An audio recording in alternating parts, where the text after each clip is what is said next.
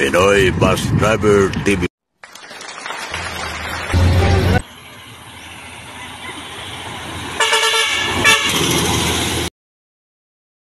First move, spring pin. Replace. Eh, nalaglag. Huwag sila tayo, aray ko.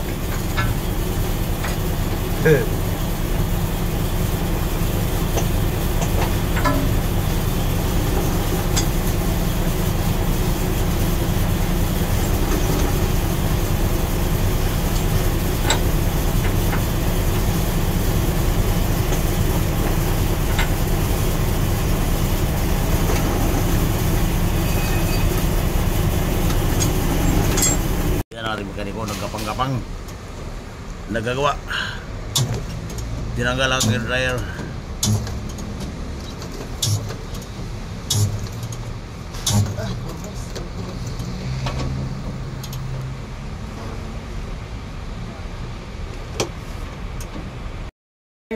Bawal na dito sa turbina namin kung kasi magtambay dito sa tinambayan ko. Pag hindi ka magpagawa ng bus, tambay-tambay ka lang. Tapos hindi ka magpagawa ng bus, bawal na. Kailangan hindi ka magtambay. Kaya makatambay lang dito yung magpapagawa ng bus. Magtambay ka man doon sa may tindahan doon sa labas. Sa mga tindahan yan si Delicious. Pag-washing ng bus si Delicious. Huwag sila tayo. Kaya nakatambay ko dito kaya nagpagawa ko ng bus. Kung hindi ako magpagawa, bawal tayo dito mag-upo-upo. Dito sa may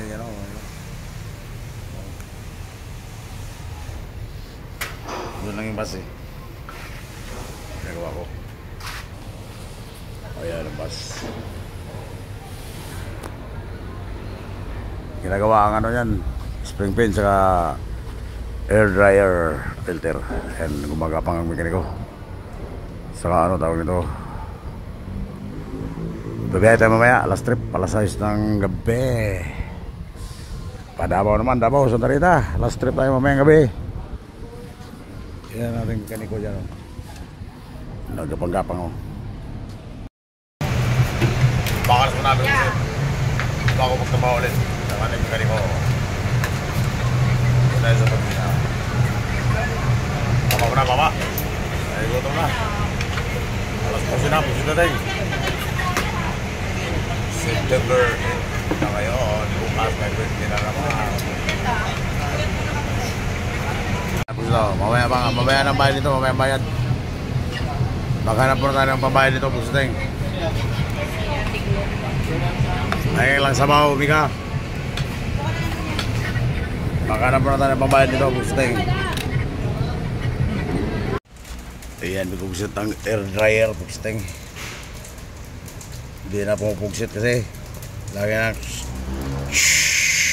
Pinadjust ko kasi ano, wala nang hino. pinadjust yung tangke. Hindi na pumupugsit. Ha? Inadjust yung tangke, kaya ginuman yan yun. Tangke? Yung Inadjust ba yun? Oo. Paano adjust? Inadjust yun, may binabaan yun, kaya hindi na napusok dito, doon na napusok sa tangke. Inadjust yan. Nung nag-malfunction siguro ito, inadjust na lang doon na binayrik. Oh. Kaya nagkaganyan.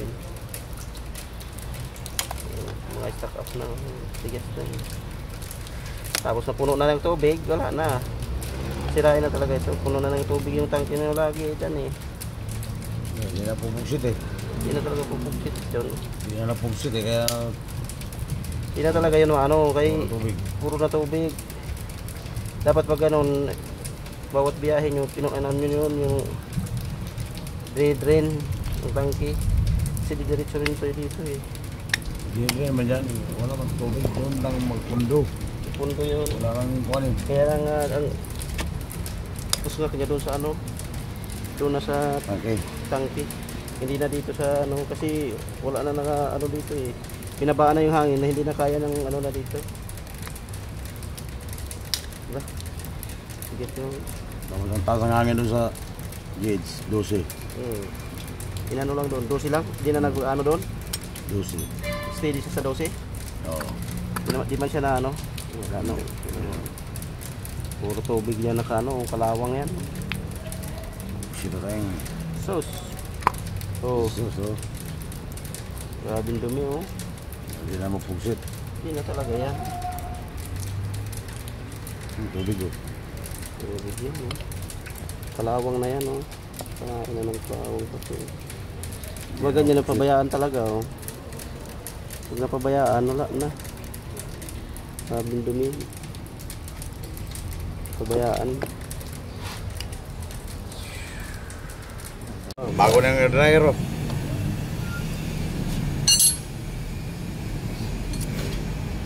Okay na, pagsitig. Yan ang dryer. Tingnan natin kung hindi ba pupos nga yan, pupugsit. Pupugsit, magandang hapon. Siguro alas 5 na. Dito tayo sa turbina, pupugsit na tayo. Uwi pa tayo kaya hindi natuloy ang ating biyahe kasi nga hindi natapos ang maaga. September 8. Ngayon, pupugsit na tayo. Ito si ano pala? Mr. Sia. Siya. Nagkiklearance na, gagawin na rito sa truck. Mr. Siya. Tularan din natin to. Nag-clear. Sana wala tayong aksidente. Katulad nila na nag-retiro walang aksidente ba. Ito, nag-clearance na to. Akala ko magre-report para magbiyahe. Yung pala, mag-retiro na to. Kung sila tayo. Taga ano to? Camarines Sur, partido. Siya tao sa mga taga-partido dyan. Kaya mga taga-Tigaon.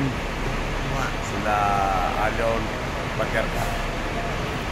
Magandang hapon dito po siya. Ito yung bagong mag-retiro naman. Bye-bye. Bye-bye.